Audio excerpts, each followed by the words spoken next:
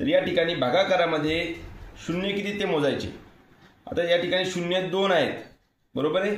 मग 2 शून्य असल्यामुळे आपल्याला हा जो दशांश चिन्ह आहे हे आपल्याला 2 घरं डावीकडे न्यायचं आहे। किती घरं डावीकडे न्यायचं आहे? 2 घरं। तर मग आता या ठिकाणी इकडे घरच नाहीये, मग हे पहा हे झालं एक घर, दुसरं घर आणि या ठिकाणी आपण पॉईंट दिला, म्हणजे या ठिकाणापासून 2 घरं पॉईंट इकडे आलेला आहे। आता पुढचं गणित आपण पाहू। ही संख्या पहिले लिहून घेतली 150, बरोबर आहे। आता शून्य किती आहे? 2 शून्य असल्यामुळे आपल्याला आता हा जो दशांश चिन्ह आहे हा या ठिकाणी 2 घरं डावीकडे यायचे, बरोबर आहे। मग हा झाला एक घर आणि हा झाला दुसरा घर, या ठिकाणी हा दशांश चिन्ह येईल 0.0150। समोरचं गणित बघूया। आता या ठिकाणी पहिले सर्वप्रथम ही संख्या लिहून घ्यायची आपल्याला। 350 लिहिलं। आता शून्य किती आहेत?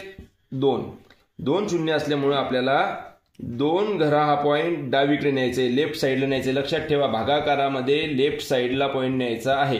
मग आता हा झालं एक घर आणि हे झालं दुसरं घर, या ठिकाणी हा पॉईंट येईल। आणि आता हे गणित एकदा बघूया आपण।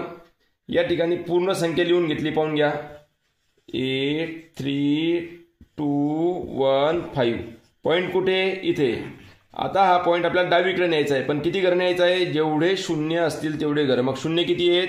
3 शून्य, म्हणून आपल्याला 3 घरा पॉईंट अलीकडे न्यायचा आहे। पहा 1 2 3, 3 घरं सोडून दिले म्हणजे 8 आणि 3 च्या मध्ये पॉईंट येईल, म्हणजे 8 आणि 3 च्या पॉईंट म्हणजे याचं उत्तर येईल 8.3215।